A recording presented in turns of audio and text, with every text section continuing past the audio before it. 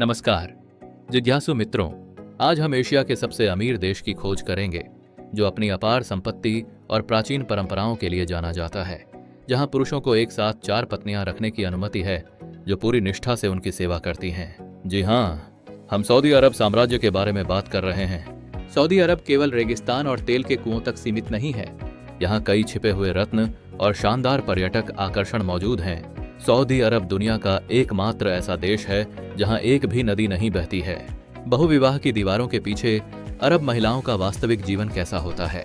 अपनी सीट की पेटी बांध लें और सऊदी अरब के बारे में 15 दिलचस्प तथ्यों के साथ एक ज्ञानवर्धक यात्रा के लिए तैयार हो जाएं। विषय की गहराई में उतरने से पहले मेरा आप सभी से एक प्रश्न है, आप कहाँ के रहने वाले हैं? क्या आप कभी सऊदी अरब गए हैं? इस देश की किस चीज ने आपको सबसे ज्यादा प्रभावित किया है? क्या वह महिलाओं की शिक्षा पर प्रतिबंध है, लोकतांत्रिक अधिकारों की कमी है, हिजाब है या बहुविवाह की प्रथा है? नीचे कमेंट में अपने विचार साझा करें और मेरे साथ इस बातचीत की शुरुआत करें। एक ऐसी दुनिया की कल्पना कीजिए जहां आपके घर से बाहर निकलने वाले हर कदम, करियर के हर सपने या यहां तक कि डॉक्टर के पास जाने जैसी छोटी सी बात के लिए भी किसी और की अनुमति की जरूरत हो। सऊदी अरब की लाखों महिलाओं के लिए यह कोई कल्पना नहीं, बल्कि एक सख्त गार्जियनशिप या अभिभावक प्रणाली के तहत उनका दैनिक जीवन है। सऊदी अरब में महिलाएं शरिया कानून के दायरे में रहती हैं, जो यह अनिवार्य बनाता है कि उन्हें अपने घर के बाहर किसी भी गतिविधि में शामिल होने के लिए एक पुरुष अभिभावक की सहमति लेनी होगी। यह अभिभावक पिता, पति, भाई या यहाँ तक कि उनका वयस्क बेटा भी हो सकता है। यह नियम एक अदृश्य पिंजरे की तरह है जो महिलाओं को बांधे रखता है और उनके सपनों तथा महत्वाकांक्षाओं को सीमित कर देता है। नए स्थानों और संस्कृतियों की खोज करने की खुशी यहाँ की कई महिलाओं के लिए केवल एक अधूरा सपना बनकर रह जाती है। जब शिक्षा की बात आती है तो बाधाएं उतनी ही चुनौतीपूर्ण होती हैं। करियर की आकांक्षाएं अक्सर अधूरी रह जाती हैं क्योंकि बेहतरीन नौकरी के अवसरों के लिए भी पुरुष की अनुमति आवश्यक होती है। स्वास्थ्य भी चिंता का एक बड़ा विषय है, जहां केवल चिकित्सा सहायता प्राप्त करने के लिए भी इजाजत लेनी पड़ती है। इस अभिभावक प्रणाली के समर्थकों का तर्क है कि यह महिलाओं को सामाजिक खतरों से बचाता है और पारंपरिक मूल्यों को बनाए रखता है। उनका मानना है कि सांस्कृतिक अखंडता के लिए यह बेहद जरूरी है। लेकिन क्या यह तर्क वास्तव में सही है? क्या महिलाओं को एक सुरक्षात्मक घेरे में कैद करना सच में उनकी सुरक्षा के बारे में है, या यह केवल पुरुषों के वर्चस्व को बनाए रखने और महिलाओं की प्रगति में बाधा डालने का एक जरिया है? हाल ही में कुछ सकारात्मक बदलाव देखने को मिले हैं। सऊदी अरब में महिलाएं अब गाड़ी चला सकती हैं, कुछ खेलों में भाग ले सकती हैं और नेतृत्व की भूमिकाएं निभा सकती हैं। हालांकि इन प्रगतियों ने अभी तक पूरी तरह से अभिभावक प्रणाली को खत्म नहीं किया है। सऊदी अरब में लैंगिक समानता की ओर यात्रा अभी भी लंबी और कठिन है। साल 2024 तक सऊदी अरब के कार्यबल में महिलाओं की भागीदारी केवल 17% है। यह एक मामूली बढ़ोतरी है, लेकिन वैश्विक औसत से अभी भी बहुत नीचे है। फिर भी शिक्षा के क्षेत्र में विश्वविद्यालय के छात्रों में 51% महिलाएं हैं, जो सामाजिक बाधाओं के बावजूद ज्ञान प्राप्त करने के उनके दृढ़ संकल्प को दर्शाती है। इस्लाम के पालने और मक्का तथा मदीना जैसे पवित्र शहरों के घर के रूप में जाने जाने वाले सऊदी अरब का गहरा धार्मिक महत्व है। सुन्नी इस्लाम न केवल यहाँ का राजधर्म है, बल्कि एक ऐसी पद्धति भी है जिसे सरकार सख्ती से लागू करती है। हर साल होने वाली वार्षिक हज यात्रा ही लगभग 20 लाख तीर्थयात्रियों को आकर्षित करती है, जिससे लगभग 10 अरब डॉलर की महत्वपूर्ण आर्थिक गतिविधि होती है। सऊदी अरब में कानूनन केवल इस्लाम धर्म की अनुमति है। वर्तमान सऊदी कानून के तहत नागरिकता विशेष रूप से केवल मुसलमानों के लिए है। सऊदी सरकार का कहना है कि यह नीति देश की इस्लामी पहचान को बनाए रखने में मदद करती है। हालांकि आलोचकों का तर्क है कि यह गैर मुसलमानों के साथ भेदभाव करती है और वे धार्मिक मान्यताओं की परवाह किए बिना सभी व्यक्तियों के साथ समान व्यवहार की वकालत करते हैं। यह नीति उन विदेशियों के लिए भी बड़ी चुनौतियां पेश करती है जो सऊदी नागरिकों से शादी करना चाहते हैं।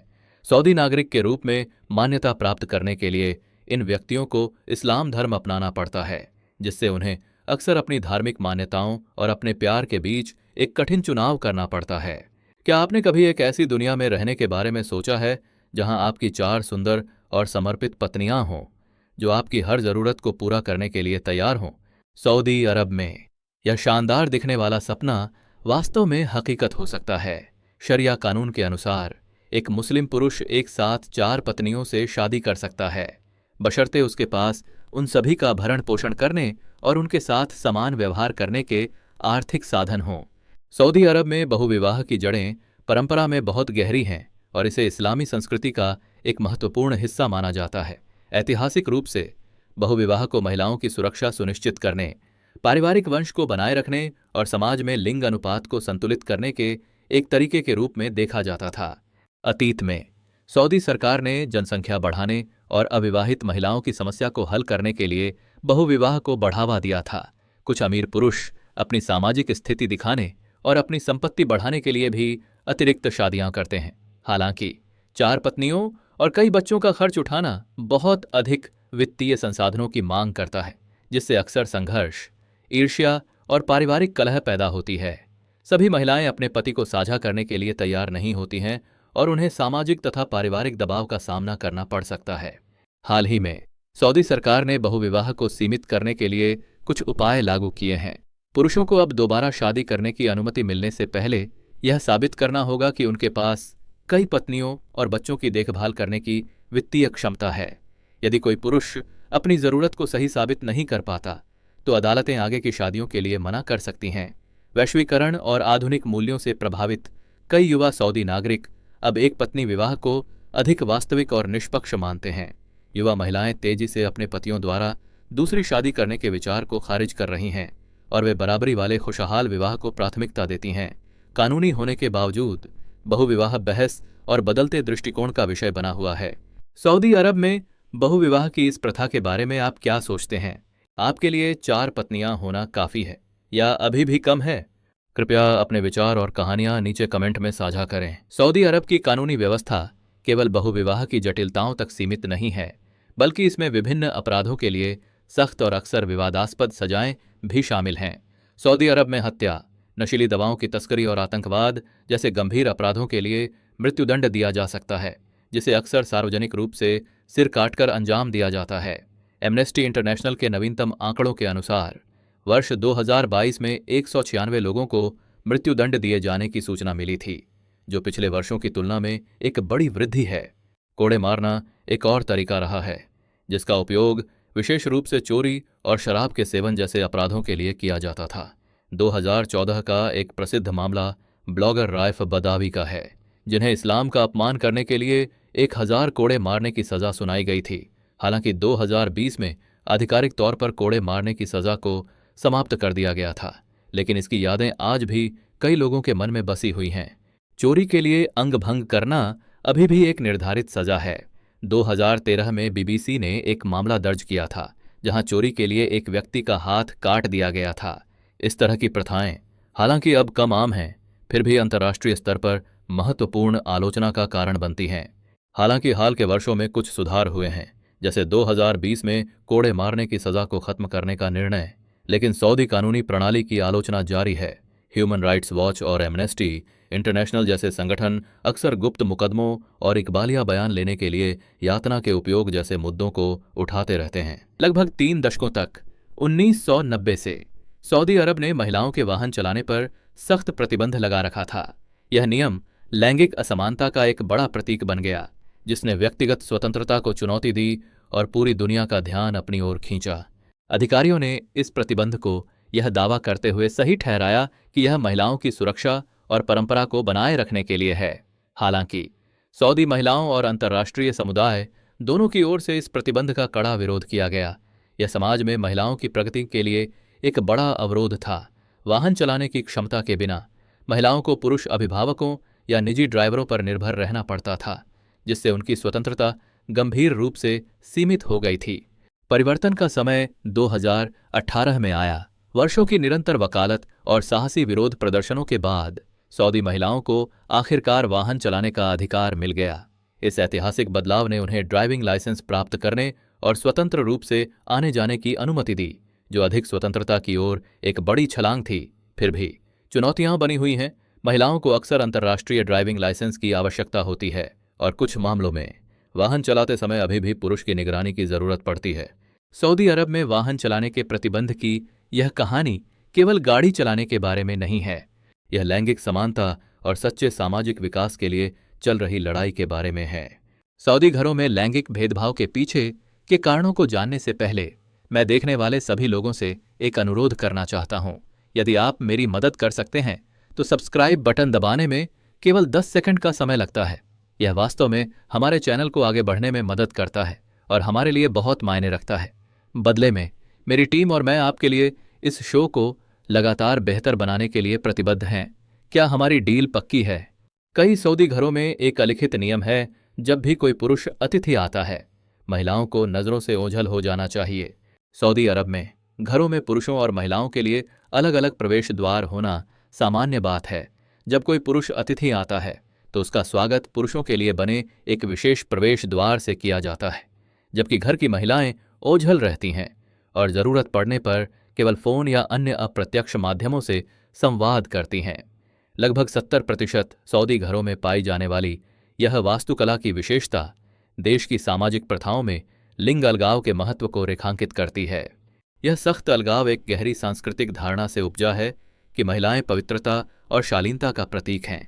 महिलाओं को अपरिचित पुरुषों की नज़रों से दूर रखकर समाज का लक्ष्य प्रलोभन को कम करना और पारंपरिक लिंग भूमिकाओं का कड़ाई से पालन करते हुए सामाजिक व्यवस्था बनाए रखना है।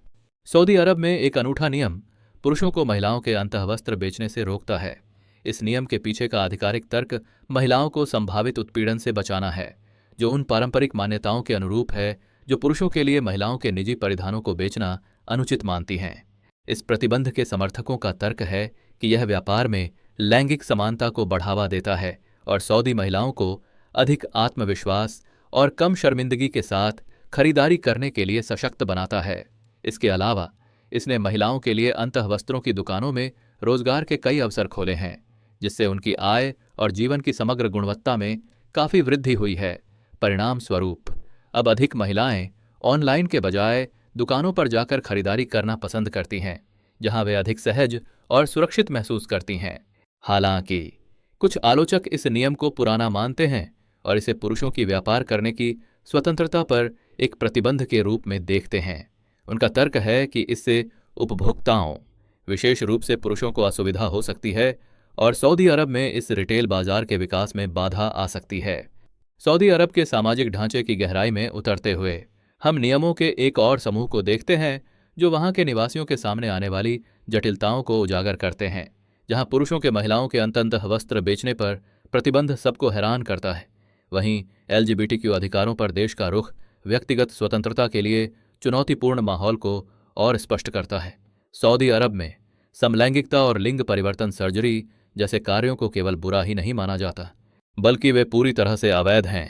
इसके लिए दंड बहुत सख्त हैं और इसमें कारावास, भारी जुर्माना, शारीरिक दंड और कुछ मामलों में मृत्युदंड भी शामिल हो सकता है।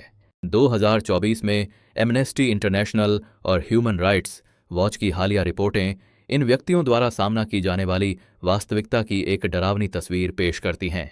दर्ज किए गए मामले इन कठोर परिणामों की सीमा को प्रकट करते हैं, जो अंतर्राष्ट्रीय समुदाय से बदलाव की वकालत करने का आग्रह करते हैं। अब मैं आपकी राय जानना चाहता हूं, आपको क्या लगता है? क्या सऊदी अरब भविष्य में इन नियमों में ढील देगा? नीचे कमेंट में अपने विचार साझा करें। सऊदी अरब के ड्रेस कोड दुनिया के सबसे सख्त नियमों में से हैं, जो संस्कृति और धर्म दोनों के प्रतीक के रूप में कार्य करते हैं। महिलाओं से अबाया पहनने की अपेक्षा की जाती है, जो पूरे शरीर को ढकने वाला एक लंबा काला लबादा होता है। इसके अतिरिक्त कई महिलाएं अपने बालों और गर्दन को ढकने के लिए सिर पर स्कार्फ पहनना चुनती हैं, जबकि अधिक रूढ़िवादी क्षेत्रों में वे नकाब पहन सकती हैं, जो एक ऐसा घूंघट है जिसमें केवल आंखें दिखाई देती हैं। दूसरी ओर पुरुषों को 2019 में लागू सार्वजनिक शालीनता कानून के अनुसार शालीन कपड़े पहनने की सलाह दी जाती है। इसका मतलब है कि सार्वजनिक स्थानों पर शॉर्ट्स और टैंक टॉप पहनने से बचना चाहिए। हालांकि पुरुषों के लिए शरीर के कुछ हिस्सों को ढकने की कोई विशिष्ट कानूनी आवश्यकता नहीं है, लेकिन उन्हें ऐसे कपड़े पहनने के लिए प्रोत्साहित किया जाता है जो शालीनता के सिद्धांतों के अनुरूप हों। महिलाओं के लिए नियम अधिक सख्त हैं, जिसमें उन्हें सार्वजनिक रूप से अपने कंधों और घुटनों को ढकना आवश्यक है। महिला पर्यटकों के लिए पारंपरिक अबाया पहनना अनिवार्य नहीं है, लेकिन उन्हें शालीन और सम्मानजनक कपड़े पहनने चाहिए। दिलचस्प बात यह है कि सऊदी अरब धीरे धीरे पुरुषों और महिलाओं दोनों के लिए अपने ड्रेस कोड में ढील दे रहा है। हालांकि ये बदलाव बहुत धीमी गति से हो रहे हैं। ह्यूमन राइट्स वॉच की एक हालिया रिपोर्ट के अनुसार हाल के वर्षों में इन ड्रेस कोडों के प्रवर्तन में कुछ ढील दी गई है, जिससे महिलाओं को सार्वजनिक रूप से अपने कपड़े चुनने में अधिक स्वतंत्रता मिली है। क्या आप जानते हैं कि सऊदी अरब में सार्वजनिक रूप से प्यार का इजहार करना और वैलेंटाइन डे मनाना पूरी तरह से प्रतिबंधित है? पारंपरिक इस्लामी मूल्यों में गहराई से बसे एक राष्ट्र के रूप में सऊदी अरब ऐसे नियमों को लागू करता है जो सार्वजनिक रूप से गले मिलने, चूमने, हाथ पकड़ने या यहां तक कि बहुत करीब चलने से मना करते हैं। वैलेंटाइन डे पूरी तरह से प्रतिबंधित है क्योंकि यह इस्लामी सिद्धांतों के विपरीत माना जाता है। यह कई आगंतुकों, विशेष रूप से जोड़ों के लिए काफी आश्चर्यजनक और कभी कभी परेशान करने वाला हो सकता है। धार्मिक पुलिस, जिसे आधिकारिक तौर पर पुण्य के प्रचार और बुराई की रोकथाम के लिए समिति के रूप में जाना जाता है, इन नियमों को बनाए रखने का कार्य करती है। वे वैलेंटाइन डे का सामान बेचने वाली दुकानों पर छापा मारने, माल जब्त करने और दुकान मालिकों पर जुर्माना लगाने के लिए जाने जाते हैं। यह देश की अपनी सांस्कृतिक और धार्मिक पहचान को बनाए रखने के प्रति प्रतिबद्धता को दर्शाता है, भले ही वह अन्य तरीकों से आधुनिक हो रहा हो। पर्यटकों को इन नियमों का पालन करना चाहिए, अन्यथा उन्हें $800 तक का जुर्माना, गिरफ्तारी और संभावित निर्वासन जैसी गंभीर सजाओं का सामना करना पड़ सकता है। इसका उद्देश्य सामाजिक मानदंडों को बनाए रखना और महिलाओं की रक्षा करना है, लेकिन ये नियम अक्सर आगंतुकों को बंधा हुआ और असहज महसूस कराते हैं। ये सख्त नियम विवादों से मुक्त नहीं हैं, क्योंकि वे व्यक्तिगत स्वतंत्रता को काफी सीमित करते हैं। भावनाओं की अत्यधिक अभिव्यक्ति की अस्पष्ट परिभाषा कभी कभी गलतफहमी पैदा कर सकती है, जिससे पर्यटक हिचकिचा सकते हैं और इसका उनके सऊदी अरब के समग्र अनुभव पर प्रभाव पड़ सकता है। क्या आप एक संगीत भरी यात्रा का सपना देख रहे हैं? यदि आप सऊदी अरब की यात्रा की योजना बना रहे हैं, तो आपको रात भर नाचने की अपनी योजनाओं पर ब्रेक लगाना पड़ सकता है। हालांकि यह साम्राज्य संस्कृति और इतिहास से समृद्ध है, लेकिन संगीत और नृत्य को लेकर इसके कानून आपको चौंका सकते हैं। सऊदी अरब में सार्वजनिक रूप से नृत्य करना और तेज संगीत बजाना, विशेष रूप से दिन की 5 प्रार्थनाओं नमाज के दौरान, सख्त मना है। लेकिन इस हैरान कर देने वाले प्रतिबंध के पीछे क्या कारण है? कहानी सऊदी अरब के रूढ़िवादी सांस्कृतिक मूल्यों से शुरू होती है। आंतरिक मंत्रालय के तहत नशीली दवाओं के नियंत्रण के लिए राष्ट्रीय समिति का मानना है कि उत्तेजक नृत्य नशीली दवाओं के उपयोग और नैतिक पतन की ओर ले जा सकते हैं।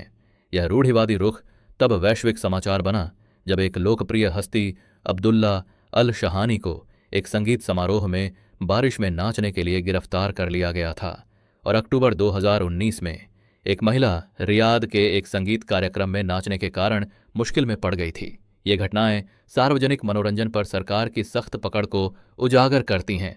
तेज संगीत पर कार्रवाई क्यों? यह सब सम्मान और व्यवस्था के बारे में है। दिन की 5 प्रार्थनाओं में से प्रत्येक लगभग 20 मिनट तक चलती है, और साम्राज्य इन समयों के दौरान शांति और गंभीरता को प्राथमिकता देता है। तो क्या होता है अगर आप इन नियमों को तोड़ते हैं? नृत्य करते या तेज संगीत बजाते पकड़े जाने वाले पर्यटकों को जुर्माने का सामना करना पड़ सकता है। प्रार्थना के समय के बाहर जुर्माना लगभग $133 है, लेकिन प्रार्थना के समय के दौरान यह दोगुना होकर लगभग $266 हो जाता है। कई आगंतुक महसूस करते हैं कि ये नियम उनकी शैली को बाधित करते हैं और व्यक्तिगत स्वतंत्रता में हस्तक्षेप करते हैं, जबकि कुछ अन्य इन नियमों को सांस्कृतिक सम्मान और सार्वजनिक व्यवस्था बनाए रखने के लिए आवश्यक मानते हैं। क्या आप कभी उन फिल्मों से मंत्रमुग्ध हुए हैं जिनमें साफ नीले आसमान के नीचे सुनहरे रेत के टीलों वाले अंतहीन रेगिस्तान दिखाए जाते हैं? अब खुद को सऊदी अरब की यात्रा करते हुए देखें, जहां ये विशाल रेगिस्तान 95% भूमि को कवर करते हैं, जो आश्चर्यों और रहस्यों से भरे हुए हैं। अपने तेल भंडार के लिए प्रसिद्ध होने के साथ साथ सऊदी अरब में राजसी रेगिस्तान भी हैं, जो अविस्मरणीय अनुभव प्रदान करते हैं। यहां पहुंचने पर दुनिया के सबसे बड़े निरंतर रेतीले रेगिस्तान रब अल खाली को देखकर आप दंग रह जाएंगे। 6,50,000 वर्ग किलोमीटर से अधिक में फैला यह रेगिस्तान देश के लगभग 1/4 हिस्से को कवर करता है। इन रेत के नीचे प्राचीन खंडहर, दबे हुए खजाने और प्राकृतिक इतिहास के अनकहे रहस्य छिपे हैं, जो साहसी पुरातत्वविदों द्वारा खोजे जाने का इंतजार कर रहे हैं। इसकी कल्पना कीजिए, आप सुनहरे रेत के टीलों पर ऊंट की सवारी कर रहे हैं, रेत पर विजय पाने के रोमांच को महसूस कर रहे हैं और तारों से भरे आसमान के नीचे डेरा डाल रहे हैं। खुद को बद्दू खानाबदोशों की समृद्ध संस्कृति में डुबो दें, जो सदियों से इस राजसी परिदृश्य में फल फूल रहे हैं।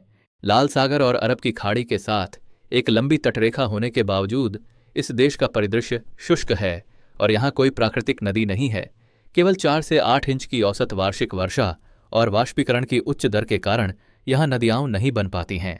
हालांकि सऊदी अरब भूजल, अलवणीकृत समुद्री जल और मौसमी सतही जल स्रोतों के अभिनव उपयोग के माध्यम से फल फूल रहा है।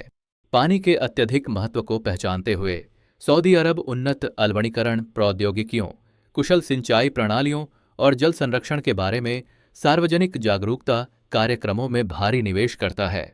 2024 में सऊदी अरब के अलवणीकरण संयंत्र सालाना 4 अरब घन मीटर से अधिक पानी का उत्पादन करते हैं, जो इसे इस तकनीक में अग्रणी देशों में से एक बनाता है। काले सोने के साथ सऊदी अरब की यात्रा 1938 में दम्मम तेल क्षेत्र की खोज के साथ शुरू हुई थी, जो 1440 मीटर की गहराई पर पाया गया था। उस ऐतिहासिक खोज के बाद से तेल और गैस सऊदी अरब की अर्थव्यवस्था के दिल और आत्मा बन गए हैं। 2024 तक सऊदी अरब के पास दुनिया के प्रमाणित तेल भंडार का लगभग 18% हिस्सा है, जो कि आश्चर्यजनक रूप से 266 और आधा अरब बैरल के बराबर है। यह इसे वेनेजुएला और कनाडा जैसे अन्य तेल समृद्ध देशों से बहुत आगे रखता है। घवार क्षेत्र, जो वास्तव में एक प्राकृतिक अजूबा है, इसमें 75 अरब बैरल तक तेल मौजूद है, जो ओलंपिक आकार के 40 लाख से अधिक स्विमिंग पूल भरने के लिए पर्याप्त है। इस अपार धन के बावजूद सऊदी अरब में ताज़ा पानी अपनी कमी और अलवणीकरण की उच्च लागत के कारण तेल से अधिक कीमती है। जरा सोचिए, ताज़ा पानी तेल से भी महंगा है। तेल उद्योग न केवल अर्थव्यवस्था को चलाता है, बल्कि बड़े पैमाने पर बुनियादी ढांचा परियोजनाओं को भी वित्त पोषित करता है और सऊदी लोगों के लिए लाखों नौकरियां पैदा करता है। सऊदी अरब की अपनी यात्रा की योजना बनाएं और एक सुनहरे साम्राज्य को करीब से देखें, जहां जमीन के नीचे दबे खजाने आपका इंतजार कर रहे हैं। इसकी अनूठी संस्कृति में डूब जाएं और इसकी फलती फूलती अर्थव्यवस्था को खुद अपनी आंखों से देखें। तेजी से बढ़ती अर्थव्यवस्था और दुनिया के सबसे अधिक प्रति व्यक्ति सकल घरेलू उत्पाद में से एक के साथ यह अपने नागरिकों के लिए एक स्वर्ग जैसा प्रतीत होता है, जहां सऊदी अरब की अर्थव्यवस्था मजबूत है, जिसमें 2024 तक लगभग 850 अरब डॉलर का सकल घरेलू उत्पाद शामिल है। वहीं यह एक कड़वी वास्तविकता को भी छुपाता है। स्थानीय लोगों और विदेशी श्रमिकों के बीच आय का एक बड़ा अंतर। यहाँ शारीरिक श्रम की मजदूरी विकसित देशों की तुलना में काफ़ी कम है, जिससे श्रमिकों के लिए रहने की उच्च लागत को संभालना मुश्किल हो जाता है।